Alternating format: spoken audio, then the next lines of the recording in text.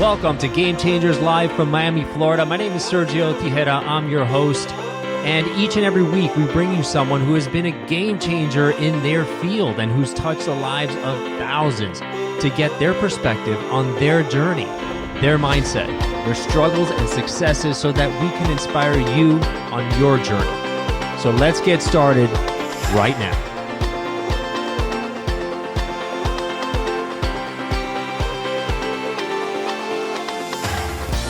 And welcome to Game Changers Live. My name is Sergio Tigera. We come to you each and every week with some amazing guests who have been game changers in their field. And today, my special guest is a hometown hero here, Symeria Hudson, President and CEO of the Chapman Partnership. Hi, Symeria. Hi, Sergio. How are you? Very good. Thank you so much for this incredible opportunity. Thank you very much. No, it's my pleasure. So as president and CEO of the Chapman Partnership, Symeria oversees the strategic, programmatic, financial, and managerial operations of the organization in support of its mission and vision. With more than 20 years of experience, she has held key executive roles in leading large-scale franchises, product portfolios, and driving product innovations for top medical technology and healthcare companies in the U.S. and in Europe. And during her time in that medtech healthcare industry, she was responsible for global marketing, including strategy, commercial excellence, portfolio management, and research and development. And in 2016, she helped drive ConvaTec's flotation on the London stock market, the largest IPO by a healthcare company in Europe. Fantastic. And then in 2015, she was named the top 50 business leader of color by Chicago United Organization. She served as a member of the board of Kohl Children's Museum and the Baxter Foundation, and she earned her MBA from a small school up north that maybe you haven't heard of, Harvard Business School, and a Bachelor of Science from Alabama A&M School of Business. So welcome so much to the show. Oh, thank you so much. That's a mouthful. I've done a lot. I've done a lot over the years. Well, well deserved. And that's what we love to talk about here, because obviously, you know, how we're raised, the experiences we have over our time, and the lessons we learned can be relatable to many other people that are listening and watching the show and are on a similar trajectory, right? It's not always a smooth road, as we know. We go through life, and there's challenges and there's successes and fantastic things that happen. And so let's talk a little bit about you and your background before we get into the Chapman Partnership and all the great things that they're doing. So to give me a little background on you. Sure, where were you born and raised? So I was actually born and raised in a small town in Alabama called Huntsville, Alabama. Yeah. I just recently had an opportunity last weekend to go back home and visit my hometown and actually be a tourist. I have a 2.5-year-old son. So my husband and I were literally tourists in my own hometown, and it was a lot of fun. I will say I'm one of 5 children. We came from a very modest background. My mom and dad divorced when I was young. I lived in public housing for a few years until my mom was able to buy a single family home in a very, what I consider a middle class neighborhood. As you talked about, you know, the roads are always interesting. You take every single learning, every single bump or bruise as a way to really learn and really continue to improve yourself. Was very fortunate, though, because the values that my mom and my dad actually instilled in me was really the spirit of service, hard work, respect for others, and more importantly, really having the ability to be extremely determined in whatever it is that you want to do. And I held on to all those values throughout my childhood. I was one of those goofy kids. I always knew what I wanted to do when I grew up. And besides being a fireman or a policeman, I always wanted to be a business executive. And I always knew that. And I knew that every move that I made was to line me up to ultimately be that CEO. Now, how did you know that? How did you know that? Was that just instinctual, or did you see others that you well, liked? I will tell you part of it. Early on, I knew as a child, I knew I wanted to run things. And I know that sounds really, really goofy. I was always the one that was the first to step out, to try something new, to challenge the system. But really what I gained throughout certainly my high school years and my college years was I spent a lot of time listening to others that had made it, as we would say. And it was quite interesting. I listened to advice. I made sure that I was part of any mentoring program that allowed me to learn more about the profession or the profession I wanted to go into. But I did a lot of listening, and I spent time. I was one of those kids where I was always on the front row. If there was a guest speaker at college, I sat on the front row because I was there to absorb as much as I could, because I really wanted to learn more about how I got to how I would end up getting to that ultimate goal of being a CEO. And of course, I am so grateful that I've made it there. But it took a lot of listening, mentoring, a lot of determination, making sure I put all the right points on the board to make that happen. And that's a very mature, perspective to take as a young adult, right? Or as a child, where you understand that there's so much more to learn from others, especially people who have been down that road and have been successful. And a lot of times as younger kids, we tend to kind of dismiss the adults and kind of what they that they don't know enough. So that was very let's say forward thinking on your part as at a young age. Well, What you are know what? I was always a self-starter though, and I think that had a lot to Yeah. do. I was highly motivated about being successful. And so the combination of being a self-starter and being successful, I was always looking for opportunities to build my toolkit.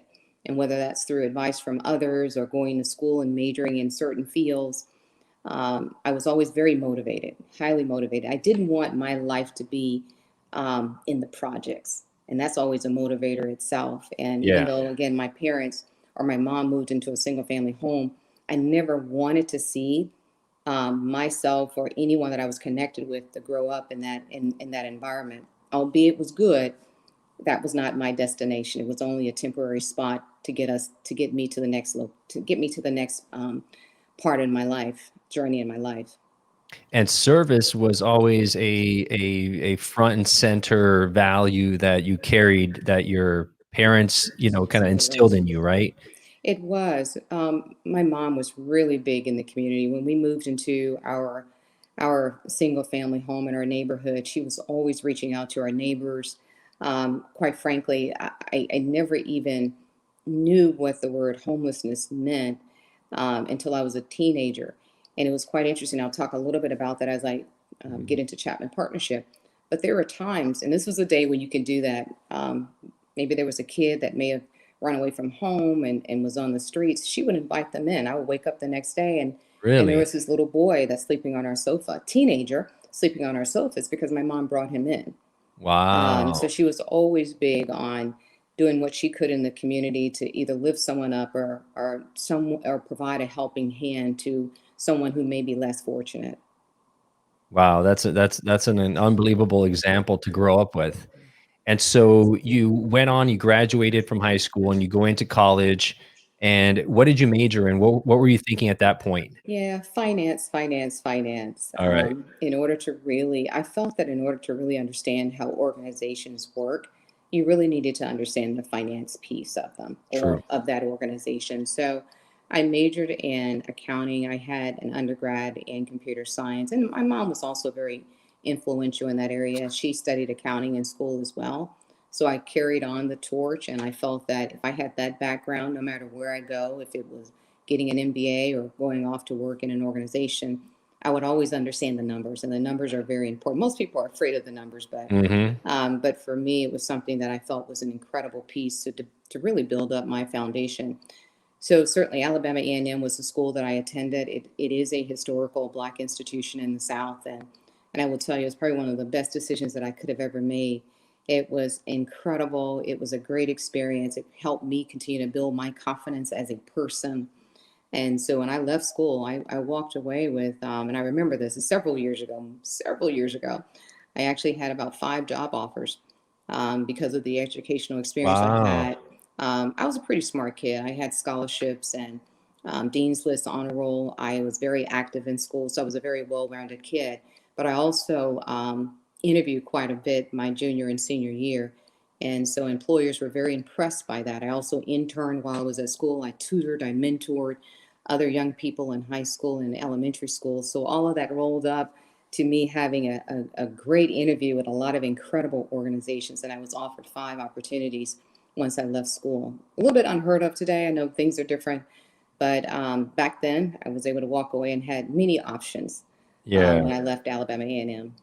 Well, yeah, times change, but some of the lessons don't in terms of financial literacy and the importance of understanding the numbers, right? Not only the numbers and how businesses run, how economies are run, but your own finances and how to take care of your own life and create your own plan. And that works up really well later on as we talk about the Chapman Partnership, right? Some of the things you're doing there. Absolutely. I will tell you this, it's quite interesting that you say that. I remember, and again, all these life lessons sitting at home. One of the things I would do with my mother monthly was a monthly writing of the checks and paying all the bills, as we would call it. And I was always the kid that was part of that process, learning how to balance a checkbook, being the one writing the checks, and so that it was my mom that really taught all of these early lessons for me and really sparked my interest to learn more about numbers and how companies are run and understanding the financial pieces of an organization. So it really was sparked from her.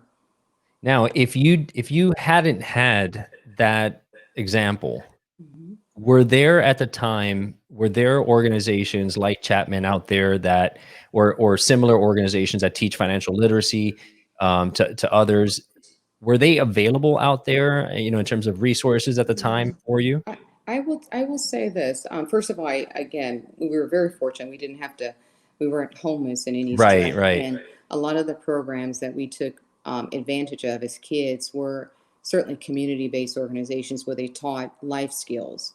Now, we weren't introduced to financial literacy. Of course, I was introduced through my family, but the programs that were offered to us were more life skills like learning how to cook or learning how to take care of yourself, really basic things. And that's what was offered at the time. So all the other extra pieces to really help round you out as an individual came from your family unit, and that was my mom and my dad. And now we're talking about coding and JavaScript and all this other building apps and everything. That's right.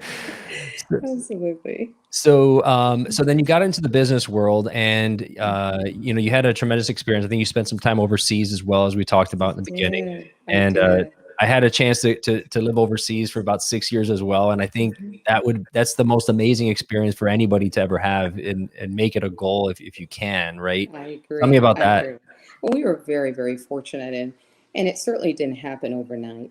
The role that I had in London was a pretty large role. I was president overseeing three of our four businesses within the organization. The company was about 1.8 billion. I was responsible for about 1.6 billion of the 1.8. Wow. So these things didn't happen overnight. It was all those points that I said that I put on the board in order for an organization like ConvaTec to even give me a second look. I spent 15 years in medtech before going to ConvaTec in 2016. I had a number of different positions working for some amazing organizations like Hospira. I was a general manager there, and I was spent 8 years within the organization. And I moved from general manager to vice president of global marketing, then head of global marketing, and then also vice president of marketing for the U.S. region. Then from there, I transitioned to Baxter. I was hired as a strategic hire in the organization, and then ultimately within 8 months became the head of a $2.1 billion franchise. Wow. And then prior to MedTech, I was in a number of different industries, from consumer goods to financial services, all where I led marketing, some really key marketing programs to help organizations grow, put together strategies to help expand our footprint. So again, it all culminated into this incredible opportunity that was presented to me at ConvaTec. And it was quite interesting, Sergio, because my husband and I had talked about having a plan. And I'm so glad you said that. It wasn't something that we thought of just one day and said, oh, let's go to London. We always had a plan to live outside of the US. I've always had an international role within my organizations, but it really isn't truly international unless you spend some time on within a different country, literally time spent. So when the offer came along, or the opportunity came along, I wouldn't say that I jumped at it right away. We went through a lot of due diligence and asking ourselves, what does this mean for our family? What does this mean for us, certainly being in another country for a few years? The role was so big. I was president overseeing three businesses, but I was also responsible for all of research and development. And then I also knew going into that there was a possibility that there was going to be an IPO. So it's like driving the car and changing the wheels at the same time. Oh yeah. You really, really are talking about a full-on commitment that I needed to make to work hard to help the organization be successful. So we, certainly I signed up. They liked me, and I certainly liked them. I talked about the stories of me interviewing because I was also committed to my current role. I was at Baxter. I had a pretty large role. And I remember going through the interview process, and I told the CEO, I said, if I do this, if I interview, I have to be back in the US within 2 days.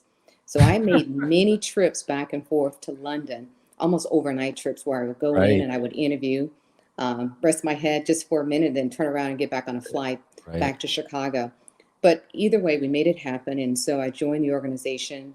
I had about 160 employees reporting under my responsibility. I had about 7 direct reports with positions ranging from vice president of R&D all the way out to a former owner of a business that we acquired across all the different continents. Wow. So it was quite an incredible organization and incredible role that I had at ConvaTec. Now, one of the things you mentioned was it wasn't an overnight success, obviously, right?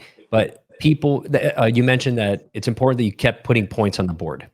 Absolutely. And these are the things that the small things that you do every day that begin to accumulate, and you get 1% better each and every day, right? So what does a typical day look like for Symeria that others can say, okay, maybe if I follow a similar routine, right? What is that? What happens when you wake up, right? Or do you do Absolutely. you I will meditate? let me gratitude? What do you do? This is amazing because let me just first start with I work very hard, and I have all of my entire life because certainly, as I mentioned before, education was really important to me. But being successful certainly can be defined in so many different ways. It really depends on what your own personal goals are. But I work really hard. I know people often talk about working smart. I think you have to earn the right to work smart. And but I work hard. The people that report to me, that are on my teams, I don't ask them to do anything that I wouldn't do or I haven't done myself. Right. And so that it starts with that. So let me describe a typical day that I had in London. I would get up at 5 a.m. I would be ready to go to the gym. I would be at the gym by 6. I would work out from 6 to 7 a.m. I would be back at my flat by 7:30. I would change and be on the train heading out to work, being in the office by 8:30. I would be there. I would meet with my teams because I'm always available. I always make myself available to my teams. I'm meeting with my teams for most of the day, whether it's the CEO or my direct reports. I would be at the office until 7 p.m. I would go back on the train back to my flat, possibly get another workout in between 8 and 9 o'clock. I get to my home, have dinner, go back and read emails, and then start the entire process all over again. And that includes up to 6 days a week. Oh my goodness. That was my schedule in London. And how did you avoid burnout? I worked out. I am certainly a person of faith.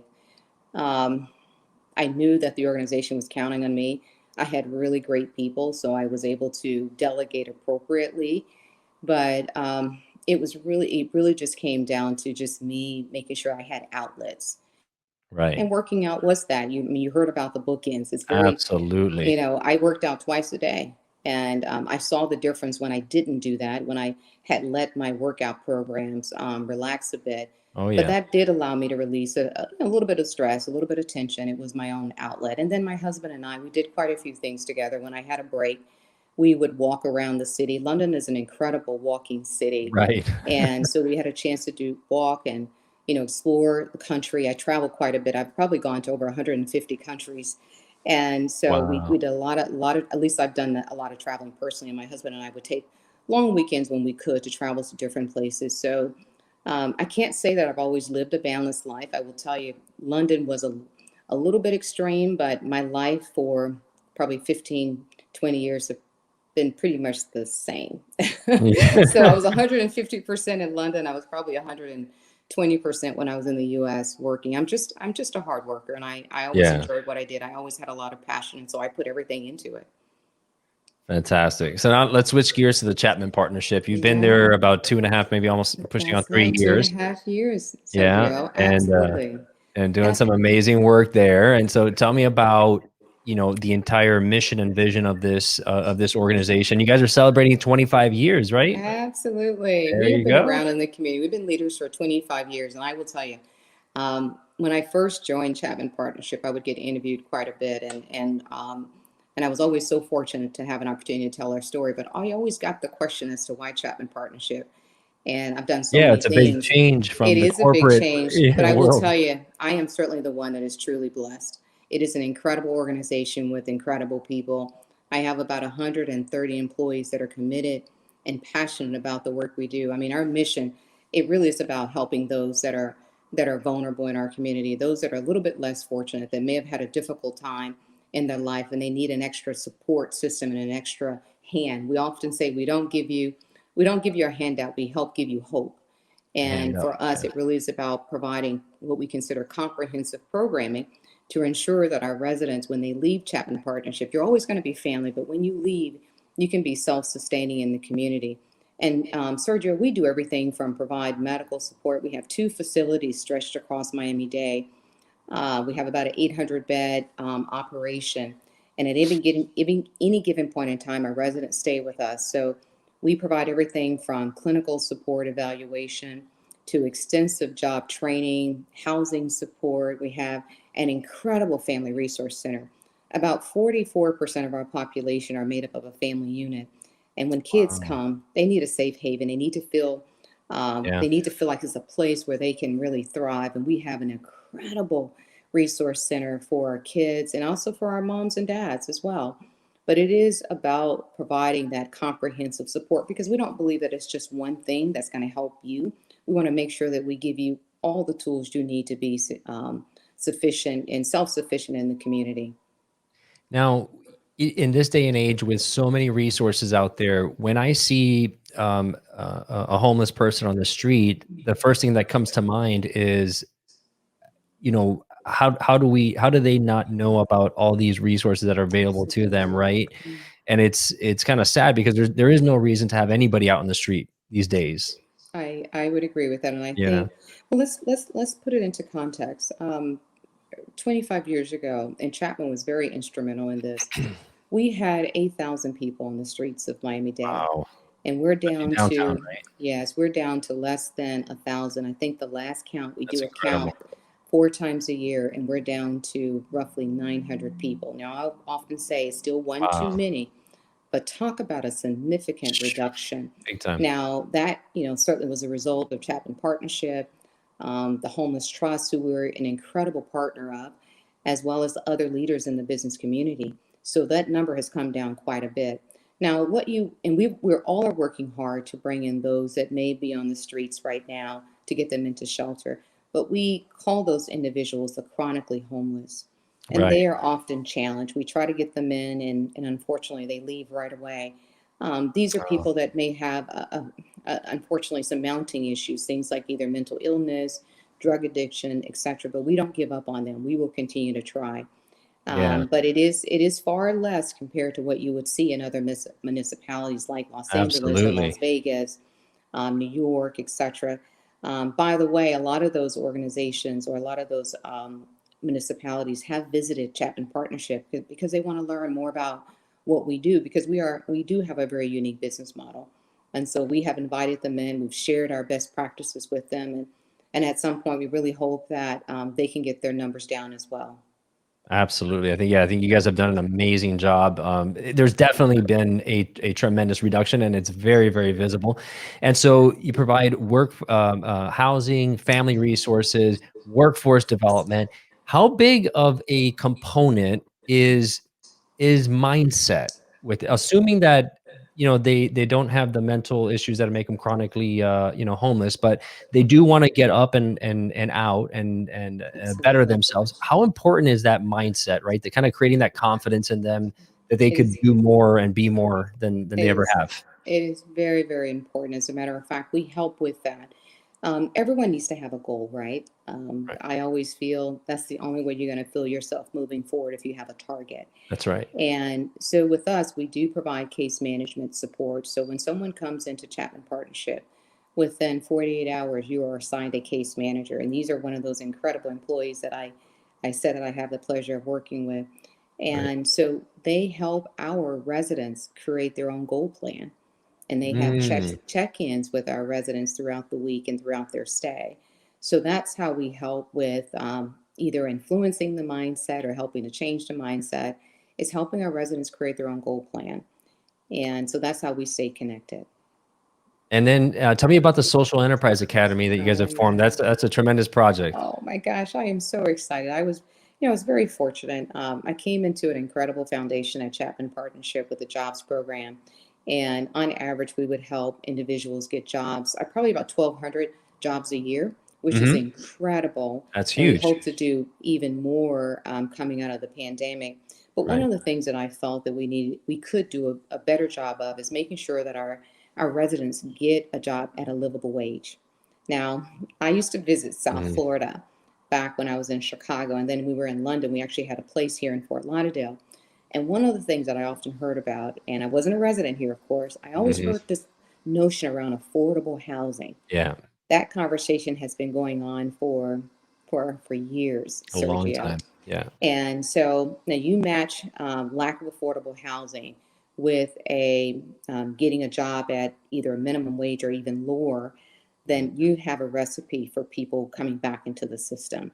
Yeah. So I said we've got to not only help people get a job, but we have to help them get a job at a livable wage, but more importantly, help them create what I consider opportunities to have a career. And that's where the Social Enterprise Academy was born from.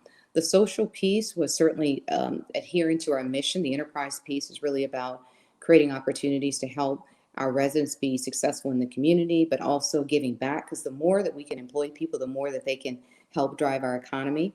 And so we created this program. We have an incredible partnership with FIU. So the recipe in which we selected the industries was high demand, excuse me, high supply and low demand. And construction is actually one of those Mhm. areas, and that's one industry that we're focused on. We also know that there are a lot of construction jobs that go unfilled. The construction industry is almost in recession proof. It was definitely Yeah. pandemic proof. And so, but there's a Mhm. lot of jobs that go unfilled because we just don't have the skilled labor in our community.